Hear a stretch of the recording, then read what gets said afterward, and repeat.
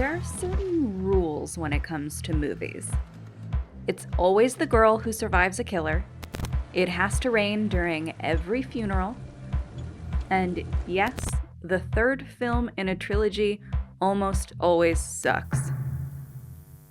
And it's not just the terrible ones. Some of the most critically acclaimed trilogies also suffer from the threequel curse. And it got us wondering, what's really happening here? The first thing we needed to find out was just how common bad threequels really are. And surprisingly, the hardest part was deciding what exactly constitutes a film trilogy. In our case, it's a set of 3 films that share a continuous story, character, or theme. This means that independent trilogies like Iron Man and Annabelle within an existing franchise count, but trilogies that are continued years later like Bourne or Pirates of the Caribbean don't. We then took 70 of the highest domestically grossing trilogies in the US and calculated each film's average Rotten Tomatoes score based on both critic and audience ratings to get a more accurate depiction. The list includes the obvious big hitters like The Godfather and The Karate Kid, as well as a few unexpected gems like Ice Cube's Barbershop trilogy. Ricky! What the hell you think you doing over there? Hey, look, I'm just trying to get them clean like them Gillette commercials. Average out all the scores for first, second, and third film, put them on a chart, and you get something like this. The first film was the obvious winner, with an average score of 71, followed by the sequel at 58 and threequels at 52. Count them all up, and 64% of trilogies had their threequel as their worst film. So why are threequels almost always the worst ones? There are 2 factors that come into play here: formula and necessity. The reason why film trilogies have been around for so long is that they're a really great structure to tell a long story, with each film serving as a beginning, a middle, and an end.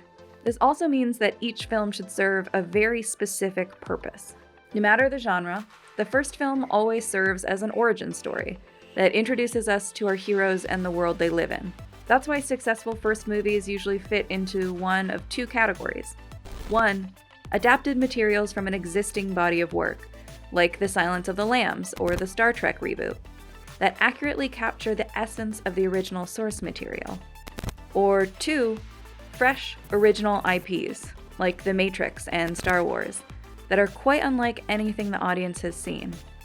The sequels always tend to enjoy more freedom, since their characters and worlds are already established for them. For this reason, the second film is all about heroes facing the greatest challenge they've faced yet, whether it be iconic villains or a battle that just seems impossible to win. This is where the problem with threequels comes in. There isn't really a formula for a successful threequel, at least not yet.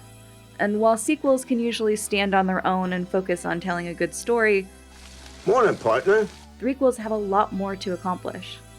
They not only have to tell a great story that tops the films before it, but they also need to tie every loose end and somehow bring a satisfying conclusion to the saga in almost exactly the same length as the other films.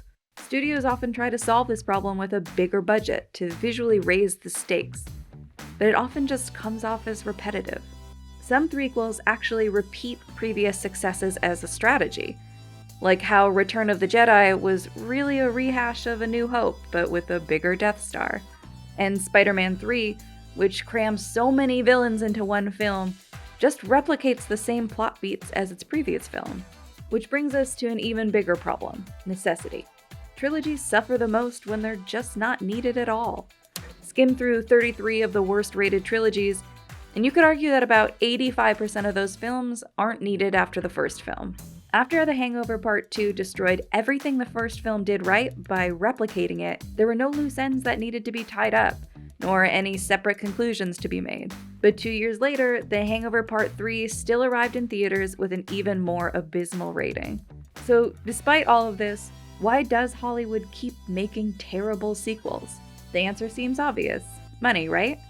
Well, the box office shows that each movie in a trilogy generally makes less money than the one that came before, but their differences aren't big enough to not warrant a threequel. On average, that third movie still makes 4 times more than its budget. And as long as we continue to watch them, the problem will likely never be resolved. The curse of threequels is an issue that perhaps best illustrates the problems with how Hollywood approaches a film. We're back! A good film can only be achieved with a good story.